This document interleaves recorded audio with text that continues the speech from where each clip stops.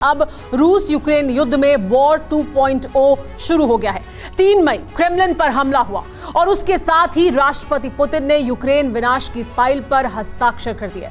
मैं वहीं उसी वॉर रूम में मौजूद हूं। यही नहीं, बीती रात से वो क्रेमलिन के वॉर रूम में जहां हम मौजूद हैं, ठीक इसी तरह का वॉर रूम है जहां खुद मौजूद हैं पुतिन और रिवेंज ऑपरेशन की निगरानी कर रहे हैं। पुतिन की अगुवाई में रूस की सेना बीती रात यूक्रेन पर बारूद बरसा रही है और बीते 24 घंटे में यूक्रेन कैसे दहला है, आइए वो भी आपको बताते हैं। रूस ने खेरसॉन शहर पर कई रॉकेट हमले किए हैं। इन हमलों में 28 से ज्यादा लोगों की मौत हो गई और 46 लोग जख्मी हो गए। इसके बाद ओडेसा की अगर बात करें तो ओडेसा पर रूस ने कामिकाजी ड्रोन से 15 अटैक किए हैं। इनमें से यूक्रेन ने 12 ड्रोन इंटरसेप्ट कर लिए। इसके बाद ज़ेपोरिज्जिया की अगर बात करें तो ज़ेपोरिज्जिया पर भी रूस ने बमबारी करके यूक्रेनी ठिकानों को तबाह किया है। सूमी पर भी रूस ने बीती रात कई हमले किए हैं। राजधानी कीव पर रूस ने 9 ड्रोन अटैक किए, लेकिन सभी नाकाम रहे हैं। कर्नाटोस्क पर भी रूस ने भारी शेलिंग की है। स्लोवियांस्क शहर पर भी रूस ने रॉकेट हमले किए हैं। देखिए किस तरह से पूरे यूक्रेन को छलनी कर दिया है। ईस्टर्न फ्रंट पे चेर्निहिव की यूक्रेनी फ्रंट लाइन पर भी रूस ने बारूद बरसाया। डोनेस्क पर भी रूस ने रॉकेट दागे हैं और पोलैंड की सीमा से सटे पश्चिमी शहर लवीव से भी धमाकों की खबरें सामने आई हैं। यानी कोई इलाका नहीं छोड़ा। क्रेमलिन पर हमले के बाद रूस ने पूरे यूक्रेन में भारी तबाही मचा दी है। पुतिन ने आदेश जारी कर दिए हैं कि स्पेशल मिलिट्री ऑपरेशन की जगह अब युद्ध फुल स्केल वॉर स्टाइल में लड़ा जाए। यानी अब हमले सिर्फ ईस्टर्न फ्रंट पर नहीं बल्कि पोलैंड की सीमा तक किए जा रहे हैं। देखिए क्रेमलिन पर अटैक के बाद रूस ने यूक्रेन में कैसा विध्वंस मचाया है। इसी तरह का वॉर रूम है जहां मौजूद है पुतिन और खुद निगरानी कर रहे हैं इस पूरे ऑपरेशन की। रूस के शक्ति केंद्र पर हमला होते ही यह तय हो गया था कि यूक्रेन पर सबसे बड़ा विनाश बरसना तय है।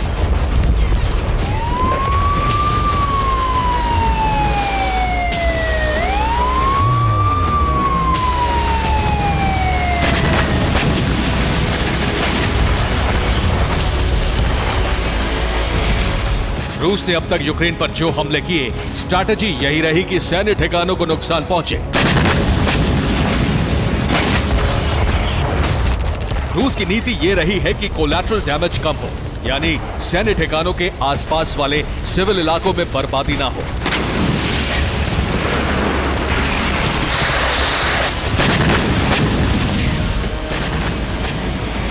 लेकिन 3 मई की रात स्ट्रैटेजी और रणनीति पूरी तरह बदल दी गई, क्योंकि रूस के मुताबिक यूक्रेन ने रूस के सबसे बड़े नेता पुतिन की हत्या का प्रयास किया।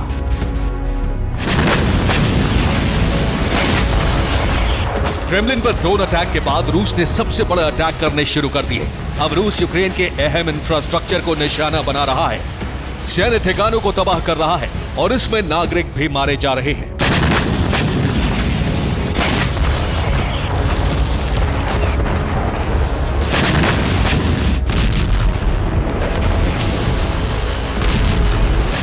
क्रेमलिन पर अटैक के बाद रूस ने खेरसॉन पर कई हमले किए। रूस के रॉकेट का टारगेट बनी एक ट्रेन। खेरसॉन के रेलवे स्टेशन पर खड़ी एक पैसेंजर ट्रेन रॉकेट हमले से धधक उठी।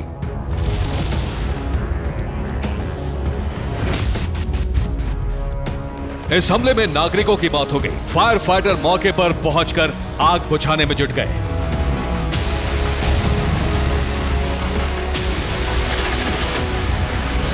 तस्वीरें देखने से अंदाजा हो जाता है कि रूस का हमला कितना भयानक था। ट्रेन के अंदर सब कुछ तहस नहस हो चुका है।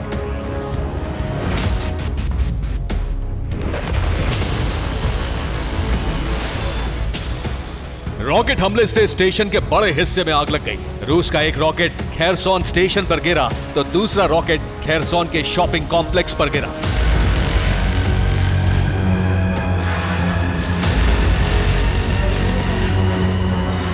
जब रॉकेट शॉपिंग कॉम्प्लेक्स पर गिरा तब बहुत से लोग उसके अंदर मौजूद थे।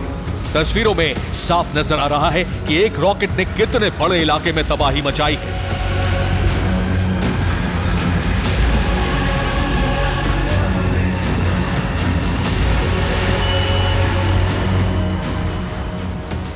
शॉपिंग कॉम्प्लेक्स के शीशे टूटे नजर आ रहे हैं। उसके भीतर रखा सामान बिखरा दिखाई दे रहा है। शॉपिंग कॉम्प्लेक्स से लोगों की भयावह तस्वीरें आई हैं।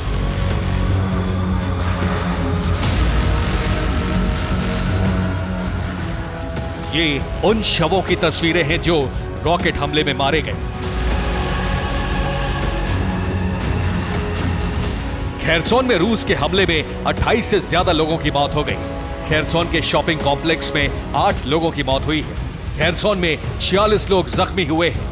जख्मी लोगों में से 11 लोगों की हालत गंभीर है।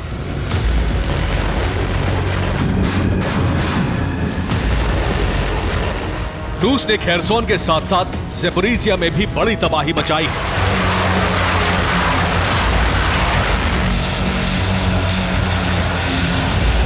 ज़ैपोरिज़िया में रूस ने यूक्रेनी सेना के बड़े सैन्य ठिकाने को टारगेट बनाया है।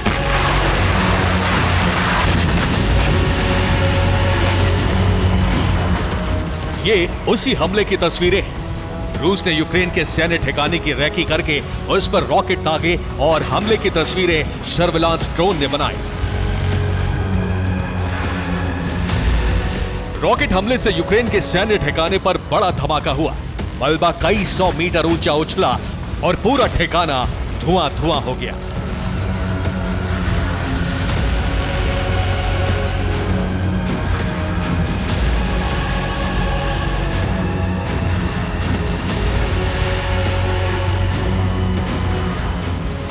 यूक्रेन के शहर शहर पर रूस का कहर बरस रहा है। रूस ने सबसे ज्यादा अटैक कामिकाज़े ड्रोन से किए हैं।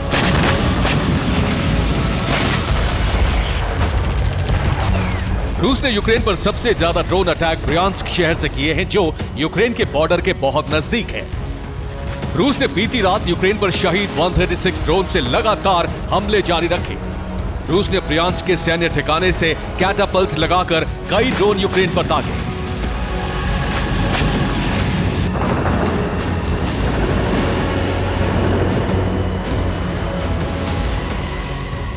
रूस ने बीती रात यूक्रेन के Kherson, Odesa, Zaporizhzhia, Sumy, Chernihiv, Donetsk, Kyiv और लवीव पर कामिकाज़े ड्रोन से अटैक किए हैं।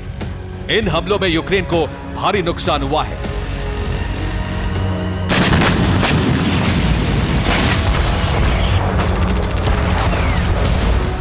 रूस ने ओडेसा पर 8 ड्रोन अटैक किए हैं और यूक्रेन की सेना के कब्जे वाले ज़ैपोरिज़िया में 2 बड़े धमाके हुए। पलटवार में यूक्रेन ने रूस के कब्जे वाले डोनेट्स्क पर हेवी शेलिंग की। इसमें 6 नागरिक जख्मी हो गए।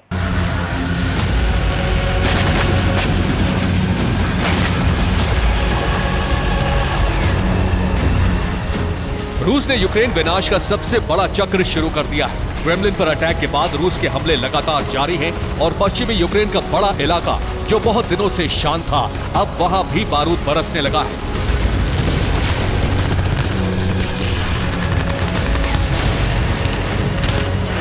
यूक्रेन का स्पेशल मिलिट्री ऑपरेशन अब विध्वंसक होता जा रहा है। आशंका है कि जल्द ही रूस यूक्रेन की राजधानी कीव पर भी बड़ा हमला करने वाला है। Bureau report, TV9 Bharatvarsh. और आगे बढ़ने से पहले इस वक्त की बड़ी खबर आपको बता दें, युद्ध से जुड़ी हुई बड़ी खबर बाखमुत से आ रही है। बाखमुत पे रशियन फौज की यूक्रेन पर बमबारी देखने को मिली है। टॉस 1 से रूस ने यूक्रेन पर बरपाया है कहर। रूस के हमले में यूक्रेन के सैन्य बेस तबाह हो गया है। देखिए किस तरह से टॉस 1 का इस्तेमाल किया। रूस के हमले में यूक्रेन का सैन्य बेस पूरी तरह से तबाह हो गया, ऐसी जानकारी मिल रही है। देखिए ये वो हमला टॉस 1 के द्वारा बाखमुत में रशियन फौज ने यूक्रेन पर ये बमबारी की है। तस्वीर देखिए कैसे एक पूरा बेस यूक्रेन का उड़ा दिया गया।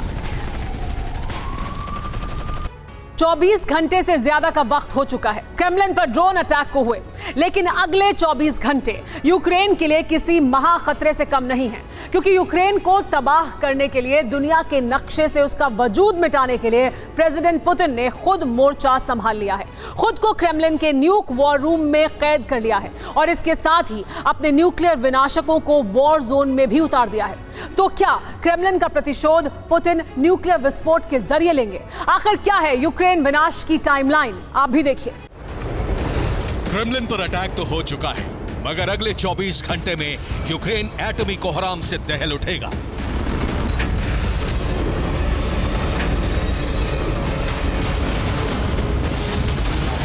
जल थल नभ से ऐसा परमाणु प्रहार होगा जिसकी कल्पना भर से ही रूह कांप जाए। जिस बात की आशंका थी अब वही होने जा रहा है। और कहीं ना कहीं उसकी वजह खुद यूक्रेन।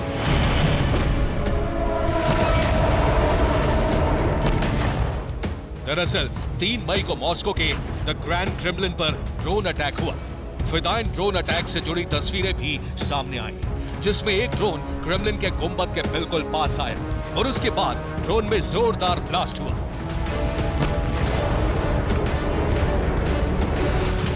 इस ड्रोन अटैक को रूस ने यूक्रेन की साजिश करार दिया। प्रेसिडेंट पुतिन को मारने का खूंखार प्लान बताया और इस हमले के बाद से ही रूसी डिफेंस पूरे एक्शन में है।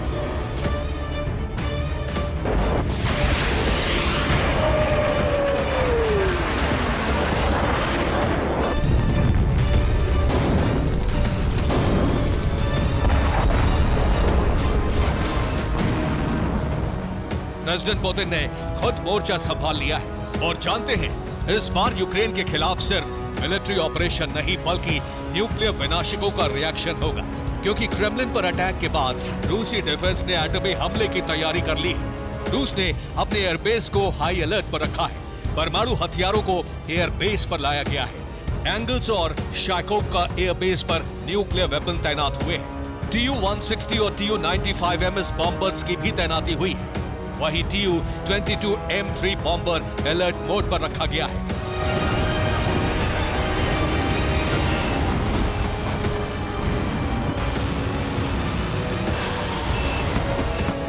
रूस के एटमी अटैक प्लान सिर्फ रूस की सरजमी या फिर आसमान से ही नहीं बल्कि बेलारूस और ब्लैक सी से भी रूसी डिफेंस यूक्रेन पर एटमी तबाही मचा सकता है।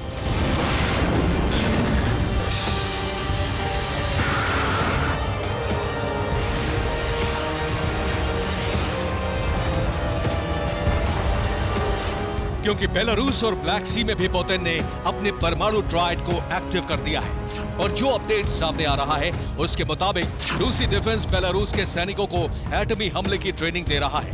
बेलारूस को स्कंदर मिसाइल के इस्तेमाल की ट्रेनिंग दी जा रही है। इसके लिए रूसी डिफेंस ने स्ट्रैटेजिक ऑपरेटर्स को बेलारूस भेजा है। इतना ही नहीं, रूसी नेवी की ब्लैक सी फ्लीट एक्शन के लिए तैयार है। कैलिबर मिसाइलों से यूक्रेन के तटीय शहरों पर हमले का प्लान तैयार है। प्रेसिडेंट पुतिन ने रशियन स्ट्रैटेजिक न्यूक्लियर फोर्स को हाई अलर्ट पर रहने का ऑर्डर दे दिया है और इसी कड़ी में एयरबेस पर एयर लॉन्च न्यूक्लियर हथियार और परमाणु वॉरहेड को एक्टिव किया गया है। बॉम्बर्स भी वॉर रेडीनेस मोड पर हैं। लेकिन पुतिन का प्लान सिर्फ हवाई हमला नहीं बल्कि यूक्रेन के परमाणु सेंटर में भी तबाही मचाना है।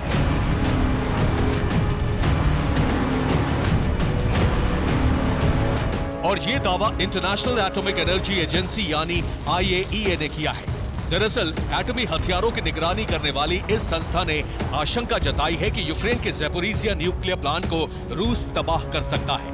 न्यूक्लियर प्लांट की यूनिट 4 में रूस ने विस्फोटक इकट्ठा कर रखे हैं। किसी भी वक्त रूसी सेना ज़ैपोरिज़िया प्लांट में धमाका कर सकती है।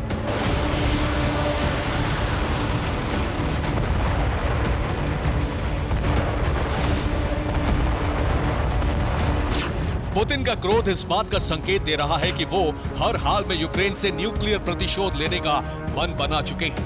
पुतिन का मकसद सिर्फ एक है, यूक्रेन का संपूर्ण विनाश, और इसके लिए प्रेसिडेंट पुतिन ने न्यूक्लियर वॉर रूम की कमान खुद संभाल ली है।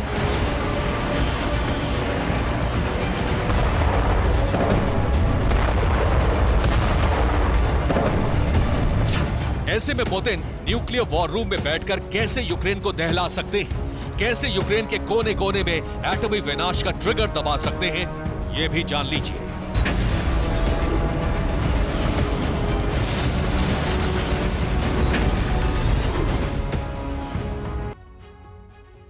और आइए अब आपको बताते हैं कि प्रेसिडेंट पुतिन क्रेमलिन के जिस न्यूक्लियर वॉर रूम में मौजूद हैं, ठीक इसी तरह का वॉर रूम है।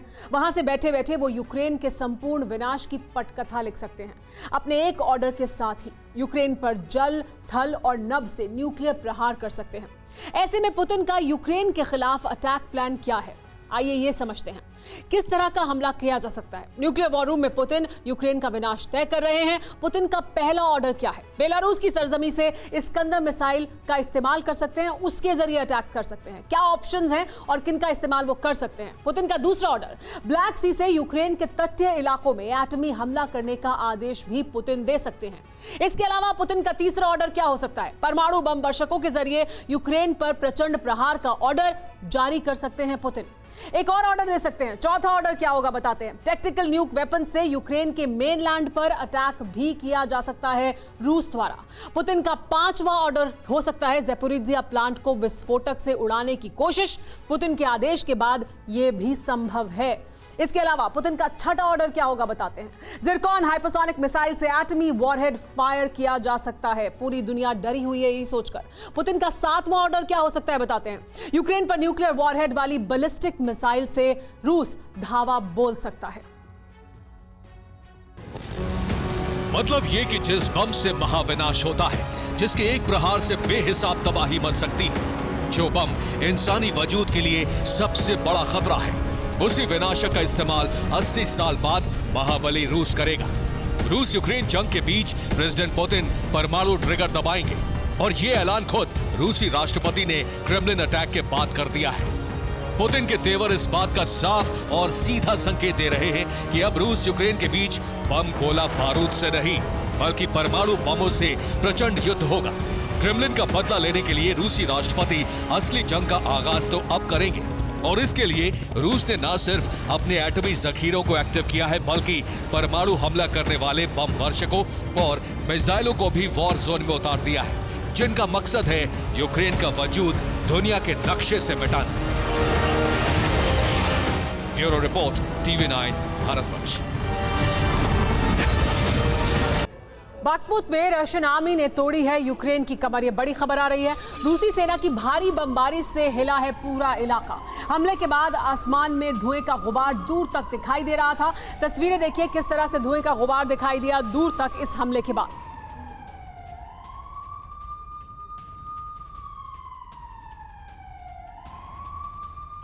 रूस की सबसे सुरक्षित इमारत क्रेमलिन पर ड्रोन अटैक ने यूक्रेन में जारी जंग की पूरी दिशा बदल दी है।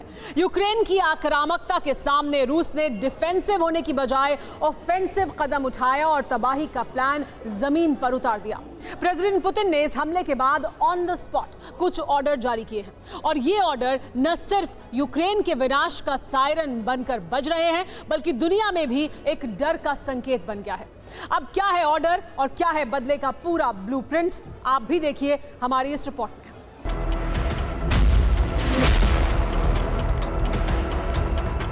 रूस की राजधानी की सबसे सुरक्षित इमारत क्रेमलिन पर अटैक होना इस सदी की बड़ी घटनाओं में शुमार हो चुका है। 8 दशक बाद मॉस्को के इस इमारत पर अटैक का मतलब है महाविनाश का सायरन।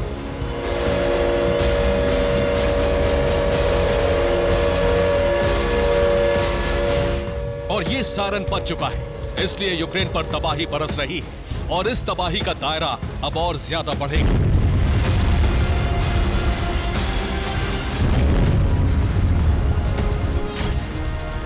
शुरू ऑपरेशन बदला, यूक्रेन बारूद से दहला।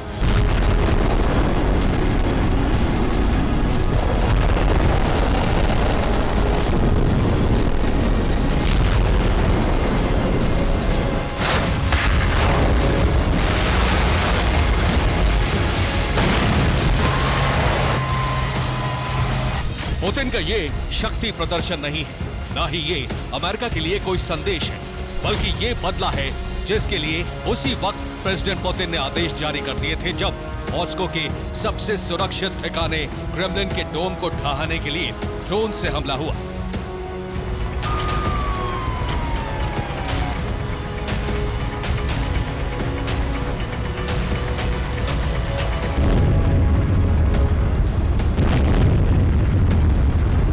लेकिन आपको जानकर और भी ज्यादा हैरानी होगी कि प्रेसिडेंट पुतिन का ऑर्डर सिर्फ यूक्रेन को तबाह करने तक ही सीमित नहीं था, बल्कि बदले के ब्लूप्रिंट में 4 ऐसे ऑर्डर भी शामिल हैं जिनका ताल्लुक सीधे यूक्रेन की शक्ति के केंद्र से है।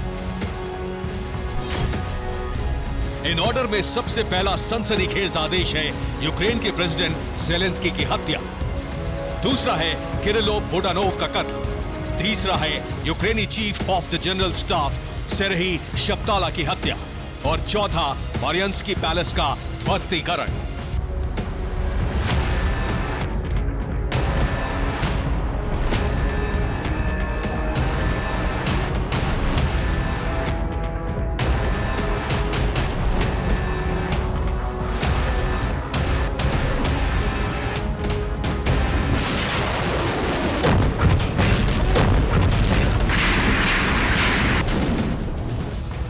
जैसे ही प्रेसिडेंट पुतिन ने कंट्रोल रूम में बैठकर इन ऑर्डर्स को सख्ती से लागू करने को कहा, वैसे ही 4 मई की तारीख को इतिहास में दर्ज करने के लिए रूसी फोर्स ने कदम आगे बढ़ा दिए।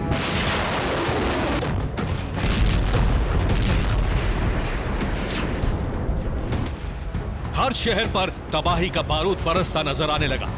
मुमकिन है कि ऑपरेशन बदले के तहत शुरू हुई कार्रवाई के दिन को दुनिया भविष्य में रूस के भूगोल में परिवर्तन की नई तारीख के रूप में याद रखे।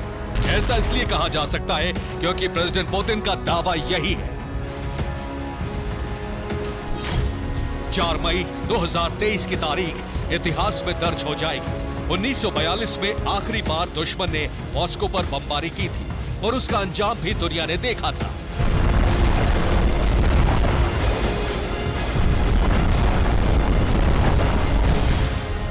प्रेसिडेंट पुतिन की पहली टिप्पणी से जाहिर है कि जो होने जा रहा है वो सिर्फ यूक्रेन की तबाही तक सीमित नहीं है, न ही इसका दायरा यूक्रेन तक सीमित है, बल्कि जिस तरह कीव के साथ मिलकर वॉशिंगटन पर हमले की रणनीति बनाने का आरोप है, वो आरोप रूस के हमलों के दायरे के विस्तार की पुष्टि करता है।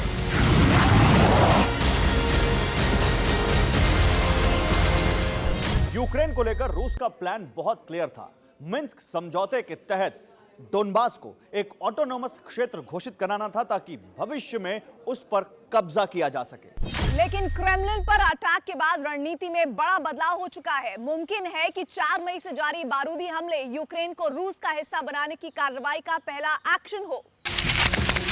इसका मतलब यह है कि 4 मई की रात से जारी हमले का इशारा साफ है कि न सिर्फ यूक्रेन का रूस में विलय का अभियान शुरू हो चुका है, बल्कि रूस के टारगेट पर अब यूरोप के वो देश भी हैं जहां से यूक्रेन को ताकत मिली है। अगर क्रेमलिन के ब्लूप्रिंट का दायरा देखें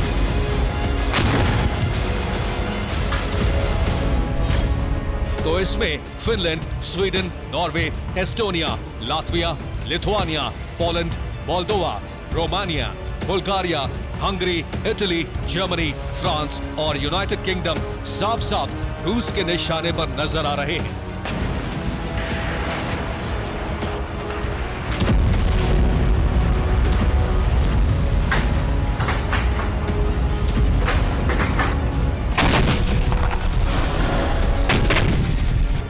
तो क्या यूक्रेन की तरह इन देशों पर भी रूस बारूदी अभियान शुरू करने जा रहा है, या फिर इन देशों की तबाही की शुरुआत के लिए नई रणनीति बनाई गई है? जवाब ना तो क्रेमलिन से मिलता है और ना ही क्रेमलिन की स्ट्रैटेजी कहीं से लीक हुई है। लेकिन नेटो ने रूस के अभियान से जुड़ा एक संकेत जारी किया है।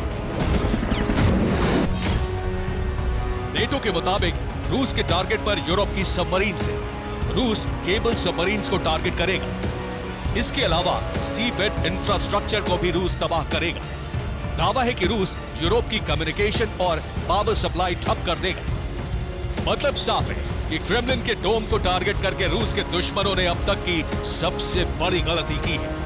अब रूस यूक्रेन को तबाह करके पहले उसका विलय करेगा, साथ ही यूरोपियन मददगार देशों को भी कमजोर कर देगा। और अगर रूस पर किसी ने भारी पड़ने की कोशिश की तो फिर ऑपरेशन बदला की शुरुआत का दिन महाविनाश की रणनीतिक पहल की पहली तारीख के रूप में दर्ज हो जाएगा। प्रेसिडेंट पुतिन ने 4 मई की तारीख इतिहास में दर्ज होने का दावा किया है, जिसका साफ मतलब है कि अब निर्णायक जंग की दिशा में रूस ने कदम आगे बढ़ा दिए हैं। और अगर जंग निर्णायक दिशा की ओर मोड़ दी गई है तो फिर तय है कि प्रेसिडेंट पुतिन न्यूक्लियर वेपन्स के इस्तेमाल से भी नहीं हिचकिचाएंगे। यानी बदले का ब्लूप्रिंट सिर्फ यूरोपियन देशों पर हमला और उनकी बारूदी तबाही तक ही सीमित नहीं है, बल्कि इस ब्लूप्रिंट में न्यूक्लियर तबाही के ठिकाने और उसके असर का भी जिक्र है, जिसमें 5 ठिकाने ऐसे हैं जिनके बारे में कोई भी अंदाजा लगा सकता है। इसमें पहला होगा लंदन। ऐसा इसलिए क्योंकि पूरी जंग में अमेरिका के बाद ब्रिटेन ही सबसे ज्यादा यूक्रेन का बड़ा मददगार बना। दूसरा होगा पेरिस, यानी फ्रांस की राजधानी। यह भी मददगारों में रूस के खिलाफ बड़ा प्रमुख देश है। तीसरा हमला वॉर्सो पर होगा। ऐसा इसलिए क्योंकि पोलैंड ही सप्लाई रूट का मुख्य देश बना। चौथा न्यूक्लियर अटैक ऐतिहासिक शहर रोम पर तय है, ताकि इटली को उसकी गुस्ताखी का सबक सिखाया जा सके। और पांचवा टारगेट होगा ब्रसेल्स, यानी नेटो के हेडक्वार्टर वाले देश बेल्जियम पर। इसके बाद भी अगर रूस के खिलाफ एक्शन जारी रहा तो फिर अगला और अंतिम टारगेट अमेरिका होगा, यानी क्रेमलिन के डोम पर ड्रोन के हमले के बाद रणनीति बड़े पैमाने पर बनी है और इस रणनीति के तहत बारूद प्लान का एग्जीक्यूशन भी शुरू हो चुका है। इसलिए 4 मई भविष्य में विनाश की तारीख के रूप में दर्ज होना तय है। ब्यूरो रिपोर्ट, TV9 भारत देश। पुतिन ऐलान कर चुके हैं कि क्रेमलिन पर अटैक का बदला ऐसा हो जिससे यूक्रेन पूरी तरह तबाह हो जाए और नेटो कांप जाए, क्योंकि नेटो के उकसावे पर यूक्रेन रूस से जंग करने की हिम्मत जुटा सका। अब पुतिन बेहद आक्रोशित हैं। वो यूक्रेन को तहस नहस करके ये बता देना चाहते हैं कि रूस के सामने यूक्रेन कुछ भी नहीं है, क्योंकि अब रूस वो महाविनाशक हथियार जंग में उतारने वाला है जिनका इस्तेमाल अभी तक रूस ने नहीं किया। यानी अभी तक जंग में सिर्फ विनाश का ट्रेलर दिखा है। भयानक पिक्चर अब सामने आएगी। अब रूस के विध्वंसकारी हथियार यूक्रेन को तबाह करने और नेटो के मंसूबे को तहस नहस करने जंग के मैदान में निकलेंगे। सदी की सबसे बड़ी जंग, नेस्तनाबूद हो जाएगा यूक्रेन।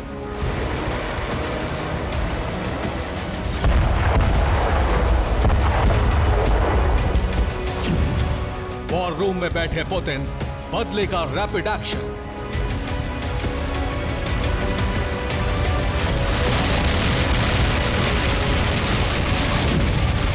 निकलेंगे महाविनाशक वेपन, यूक्रेन का होगा द एंड।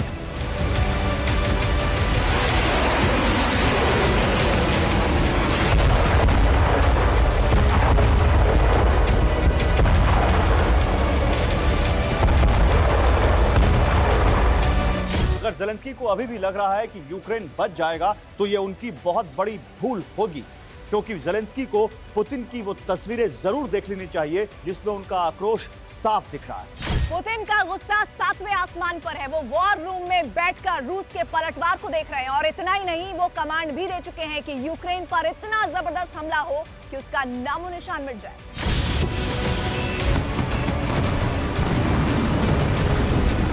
जाहिर है इतने बड़े हमले के लिए रूस को ज्यादा हथियार चाहिए होंगे, वो भी इतने विनाशक जो मिनटों में यूक्रेन को तबाह कर दें।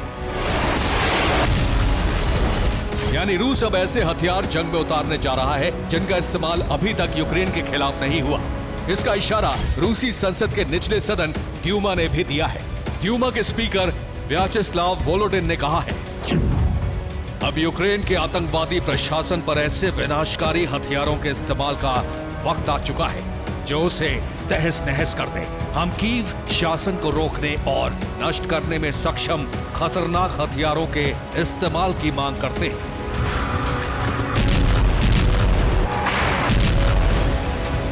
कुछ दिन पहले तक पुतिन को युद्ध करने को लेकर विरोध झेलना पड़ रहा था, लेकिन क्रेमलिन पर अटैक के बाद से पूरे रूस से एक साथ आवाज आ रही है कि यूक्रेन को बख्शना नहीं है।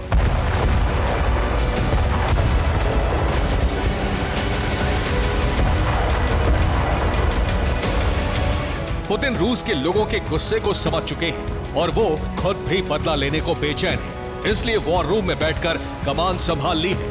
पुतिन के फ्रंट लाइन पर आने से यह तय माना जाने लगा है कि अब विनाशकारी वेपन का इस्तेमाल भी किया जाएगा। Su-57 रूस का सुपरसोनिक फाइटर जेट, रूस का पहला स्टेल्थ एयरक्राफ्ट, जिसकी मदद से रूस यूक्रेन पर भारी तबाही मचा सकता है। रूस का ब्रह्मास्त्र RS-28 Sarmat intercontinental ballistic missile 10 target पर एक साथ एटमी हमला करने में सक्षम। 12,000 किलोमीटर रेंज वाली महाविनाशक यार्स मिसाइल एटमी अटैक करके यूक्रेन को दहला देगी। शॉर्ट रेंज स्कंदर मिसाइल करेगी बड़ा प्रहार। टारगेट का पीछा करके नष्ट कर देती है, न्यूक्लियर वॉरहेड ले जाने में भी सक्षम। क्रूज मिसाइल ज़िरकॉन 1000 किलोमीटर दूर तक दुश्मन को तबाह करने का दम रखती है। खास बात यह कि दुश्मन का एयर डिफेंस सिस्टम भी इसे ट्रेस नहीं कर सकता। रूस के पास दुनिया के सबसे शक्तिशाली न्यूक्लियर सबमरीन बेलगोरोद ब्लैक सी से यूक्रेन पर परमाणु हमला करने का दम रखती है। इसे लेकर अमेरिका और ब्रिटेन भी दहशत में हैं। Tu-22 M3 दुनिया के सबसे खतरनाक बॉम्बर में शुमार किया जाता है। मारियोपोल को खंडहर बना चुका है, लेकिन उसके बाद इसका इस्तेमाल नहीं हुआ। एयरक्राफ्ट कैरियर किलर के नाम से मशहूर ये बॉम्बर इतना घातक है जो समुद्र में किसी भी ताकतवर युद्धपोत को पल भर में तबाह कर सकता है। इसके अलावा ये एटमी हमला भी कर सकता है।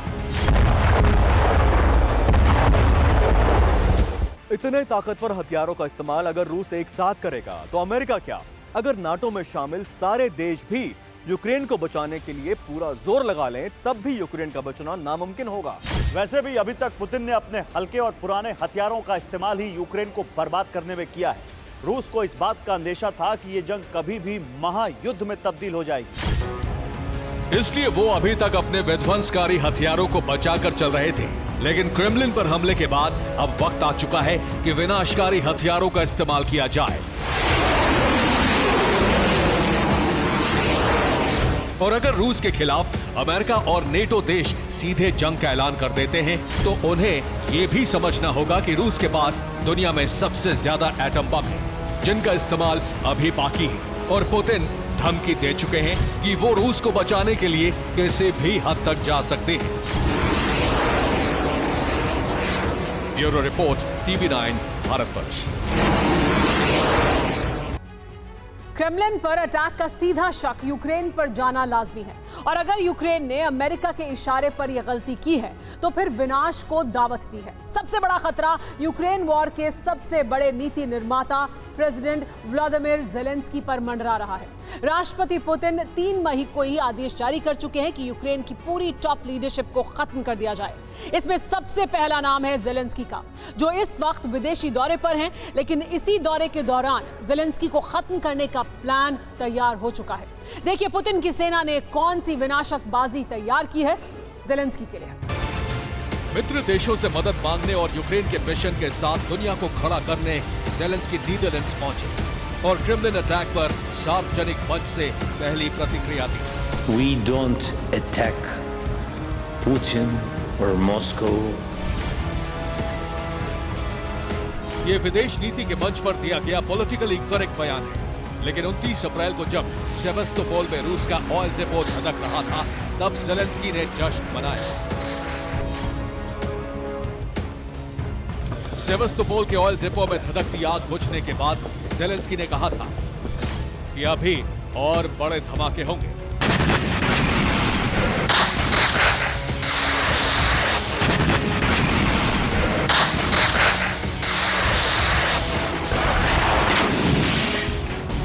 इस बयान के बाद ही क्रेमलिन पर हमला हुआ और इससे बड़ा धमाका कुछ हो भी नहीं सकता। क्रेमलिन के गुंबद तक ड्रोन पहुंचने के बाद ही पुतिन ने यूक्रेन की टॉप लीडरशिप को खत्म करने का आदेश जारी कर दिया। लेकिन यूक्रेन के सबसे बड़े नेता इस हमले के वक्त फिनलैंड में मौजूद थे। ज़ेलेंस्की का फिनलैंड में होना और क्रेमलिन पर उसी वक्त हमला होना, क्या ये एक संयोग है या सोचा समझा प्रयोग? क्रेमलिन अटैक के बाद रूस का सबसे पहला टारगेट ज़ेलेंस्की है, और ये बात वो भी अच्छे तरीके से समझते हैं। इसीलिए बर्लिन यात्रा की तारीख लीक होने से ज़ेलेंस्की नाराज हैं।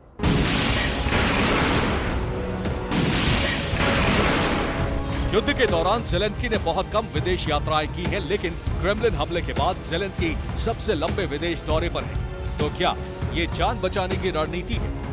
फिनलैंड के दौरे से ज़ेलेंस्की कीव नहीं लौटे, बल्कि सीधे नीदरलैंड्स पहुंच गए। लेकिन नीदरलैंड्स में ही रूस की सेना पुतिन के आदेश का पालन यानी ज़ेलेंस्की का सफाया कर सकती है। रूस के 5 युद्धपोत नॉर्थ सी में भेज दिए गए हैं। ये वॉरशिप अचानक ब्लैक सी से रवाना किए गए हैं। नॉर्थ सी में इनकी तैनाती पहले से तय नहीं थी। इन सभी वॉरशिप पर कैलिबर क्रूज मिसाइल तैनात है। 5 वॉरशिप के अचानक नॉर्थ सी में जाने से इस बात की आशंका बढ़ गई है कि इनका टारगेट ज़ेलेंस्की हो सकते हैं।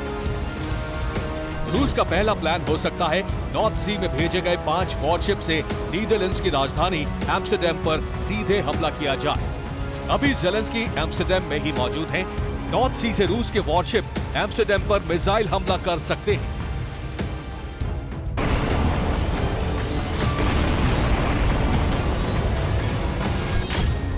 ज़ेलेंस्की 3 मई की रात 10:15 बजे फिनलैंड पहुंचे। उन्होंने 4 मई को नीदरलैंड्स की संसद को संबोधित किया। 24th of February is not later.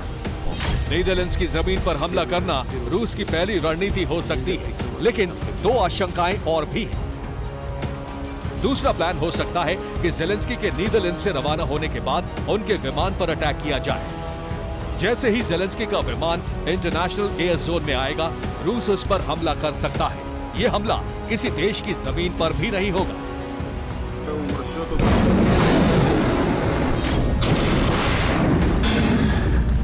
ये रूस के लिए सबसे आसान प्लान है, लेकिन अगर विशेष विमान को टारगेट नहीं बना पाया तो तीसरा प्लान बर्लिन में आजमाया जा सकता है।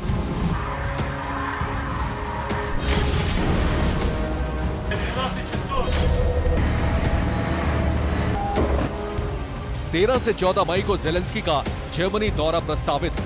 हालांकि अभी बर्लिन यात्रा पक्की नहीं हुई है।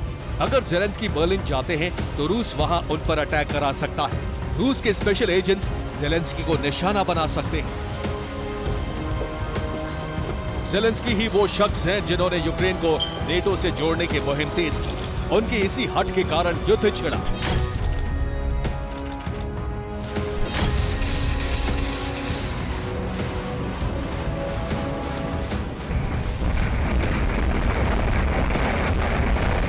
अगर ज़ेलेंस्की की हत्या हो जाती है तो रूस के लिए यूक्रेन में अपने समर्थन वाली सरकार बनाना आसान हो सकता है और युद्ध का समाधान रूस की शर्तों पर हो सकता है। Bureau report, TV9 Bharat.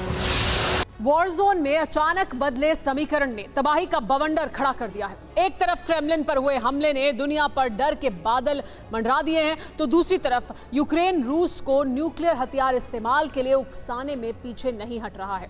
अब यूक्रेन लगातार रूस को आर्थिक नुकसान पहुंचाने और रणभूमि में कमजोर बनाने के लिए ऑयल डिपो पर अटैक कर रहा है। पिछले 4 दिन के हमलों के दौरान यूक्रेन ने कैसे किया रणनीतिक बदलाव और क्या होगा इसका असर, इस रिपोर्ट में देखिए।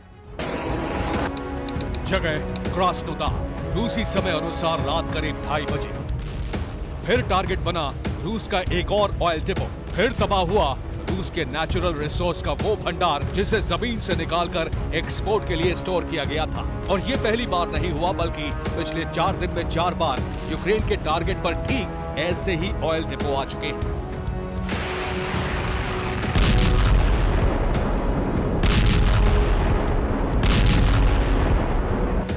सेवास्तोपोल, तमन, सिम्फेरोपोल और अब क्रास्नोदार। 4 दिनों में रूस के ऑयल डिपो पर हुए धमाकों की ये तस्वीर है और यही यूक्रेनी बारूद के निशाने पर होने का साक्षात सबूत है, जिनमें सेवास्तोपोल, तमन और सिम्फेरोपोल की तस्वीरें आप पिछले 3 दिनों से लगातार देख रहे हैं। और अब इस कड़ी में नया नाम क्रास्नोदार है, ठीक कर्च ब्रिज के करीब का वो क्षेत्र जो क्रीमिया को रूस की जमीनी सीमा से जोड़ता है। यूक्रेन के लेटेस्ट बारूदी एक्शन के तहत यूक्रेन के कामिकाज़ी ड्रोन्स ने ऑयल डिपो और ऑयल फील्ड पर नजरें गड़ाए रखी थी, लेकिन रूस को इसकी भनक तक नहीं लगी। 3 अटैक होने तक यूक्रेन के हमले को गंभीरता से नहीं लिया गया, लेकिन जैसे ही क्रास्नोदार पर हमला हुआ, यूक्रेन की रणनीति का खुलासा हो गया। हालांकि गनीमत रही कि रूस को भारी जान माल का नुकसान नहीं हुआ और वक्त रहते रूस इस रणनीति को समझ गया। रूसी रणनीतिकारों के मुताबिक यूक्रेन अब रूस को आर्थिक नुकसान पहुंचाना चाहता है, वहीं जंग के लिए जरूरी ऑयल सप्लाई लाइन ठप करना चाहता है, ताकि रूस की यूक्रेन में आक्रामकता को कम किया जा सके और यूक्रेन जंग में बढ़त बनाने के लिए ताकत के साथ आगे बढ़ जाए। हालांकि ये रणनीति तब तक ही कारगर थी जब तक क्रेमलिन पर अटैक नहीं हुआ था, पर अब रूस की रणनीति में परिवर्तन आ चुका है। अब भी अगर यूक्रेन रूस के ऑयल डिपो या ऑयल फील्ड को टारगेट करना चाहता है तो हमले आक्रामक और ताबड़तोड़ होने चाहिए।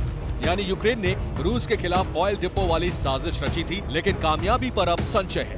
यही वजह है कि यूक्रेन अब बिना किसी ठोस रणनीति के भी रूस को नुकसान पहुंचा रहा है, जिसका प्रमाण ब्रियांस्क पर हुआ हमला है। लेकिन दूसरी तरफ रूस रणनीति के साथ आगे बढ़ रहा है। रूस की सदर्न कमांड ने ब्लैक सी में डेरा डाल दिया है। ब्लैक सी में लगातार रूस की ताकत बढ़ती जा रही है। हालांकि ब्लैक सी से विध्वंसक हमला यूक्रेन पर नहीं हुआ है, लेकिन तय है कि ब्लैक सी में बढ़ी हलचल न्यूक्लियर तैयारी से जुड़ी, यानी यूक्रेन रूस के ऑयल डिपो को निशाना बना रहा है और क्रीमिया के दूसरी तरफ समंदर में रूस का बेड़ा न्यूक्लियर हथियार के साथ तैनात है। अब अगर यूक्रेन क्रीमिया को लेकर ऑयल डिपो तबाह करने की रणनीति में कामयाब होता है या फिर आगे बढ़ता है, तो फिर जो डर है उससे सच होने में वक्त नहीं लगेगा। Bureau report, TV9 Bharatvarsh. साल 1837 में क्रेमलिन पैलेस को बनाने का काम शुरू हुआ और 12 सालों के बाद यानी 1849 में क्रेमलिन पैलेस बनकर तैयार हुआ। उस वक्त ग्रैंड क्रेमलिन पैलेस रूस के राजा का मुख्य ठिकाना होता था और अब इसमें रूसी प्रेसिडेंट पुतिन रहते हैं। दरअसल क्रेमलिन का मतलब किला होता है और आज के दौर में भी क्रेमलिन किसी अभेद्य किले से कम नहीं है। क्योंकि क्रेमलिन में किस तरह की सुरक्षा है ये आपको बताते हैं। क्रेमलिन की सुरक्षा का घेरा कितना मजबूत है वो जानिए। क्रेमलिन की इमारत वाला एरिया करीब 67 एकड़ तक में फैला हुआ है, जबकि पूरे कॉम्प्लेक्स का इलाका करीब 170 एकड़ में मौजूद है। और रूस की दशकों पुरानी इस ऐतिहासिक इमारत में प्रेसिडेंट पुतिन खुद रहते हैं। आपको यह भी बता दें कि क्रेमलिन पैलेस की दीवारें 30 से 60 फीट की ऊंचाई तक बनाई गई हैं। दीवारों पर फेंसिंग भी लगाई गई है। लाल ईंट से बनी क्रेमलिन की दीवारों को कई लेयर में भी बांटा गया है, यानी कई लेयर की सुरक्षा है। वहीं पूरे क्रेमलिन पैलेस में 3000 से ज्यादा सीसीटीवी कैमरे लगाए गए हैं, जो चप्पे चप्पे की निगरानी करते हैं। इसके अलावा क्रेमलिन की सुरक्षा और सर्विलांस के लिए सेंसर और रडार सिस्टम भी लगाए गए हैं, यानी कोई भी यहां दाखिल नहीं हो सकता है बिना पुतिन की मर्जी के। क्रेमलिन में दाखिल होना इसलिए भी आसान नहीं है क्योंकि पैलेस के अलग अलग हिस्से में फेस रिकॉग्निशन सिस्टम और बायोमेट्रिक स्कैनर भी लगाए गए हैं। सबसे अहम बात यह है कि ये क्रेमलिन की सुरक्षा का जिम्मा फेडरल प्रोटेक्टिव सर्विस यानी FPS के हाथों में है। FPS के 2500 से ज्यादा जवान क्रेमलिन में 24/7 यानी 24 घंटे तैनात रहते हैं, वो भी ऑटोमेटिक वेपन्स के साथ। आपको बता दें कि FPS कमांडो की एक स्पेशल टुकड़ी प्रेसिडेंट पुतिन की सुरक्षा भी करती है, यानी कितनी अहम है ये टुकड़ी आप जानिए। पूरे क्रेमलिन पैलेस को 3 जोन में बांटा गया है। सबसे भीतर का एरिया रेड जोन है, उसके बीच का इलाका ऑरेंज और बाहर की तरफ ग्रीन जोन है। क्रेमलिन के 50 किलोमीटर के दायरे को नो फ्लाई जोन बनाया गया है, यानी किसी भी विमान, ड्रोन या फिर फाइटर जेट की आवाजाही पर पूरी तरह से पाबंदी है। क्रेमलिन पैलेस को 10 किलोमीटर के इलाके में डिफेंस सिस्टम तैनात किए गए हैं। अब आप भी ये जान गए होंगे कि क्रेमलिन में इस तरीके से हमला करना, उसके सुरक्षा घेरे को तोड़ना आसान नहीं है। बावजूद इसके क्रेमलिन की इमारत के पास ड्रोन पहुंचा, उसमें ब्लास्ट हुआ और इस हमले के साथ ही सनसनी फैल गई। रूस का बारूदी कोहराम यूक्रेन के अलग अलग शहरों पर दिखाई देने लगा।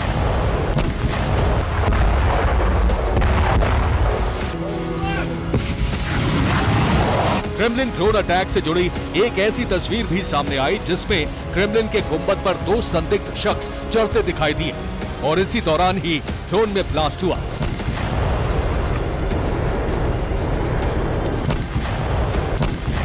आखिर वो 2 लोग कौन थे? फिलहाल इससे जुड़ा कोई खुलासा नहीं हुआ है, लेकिन जिस तरीके से बीते कुछ दिनों में मॉस्को में यूक्रेन की तरफ से ड्रोन अटैक हुए हैं, उसके चलते यूक्रेन पर ड्रोन अटैक की साजिश रचने के आरोप लग रहे हैं, क्योंकि बीते 1 महीने में 3 हमले मॉस्को पर हुए। पहला मॉस्को से 100 किलोमीटर दूर गिरा, दूसरा 30 किलोमीटर दूरी पर गिरा, फिर अब तीसरा क्रेमलिन पहुंच ही गया। अब ये देखना होगा कि ड्रोन अटैक मिस्ट्री रूस यूक्रेन जंग में क्या इफेक्ट दिखाती है।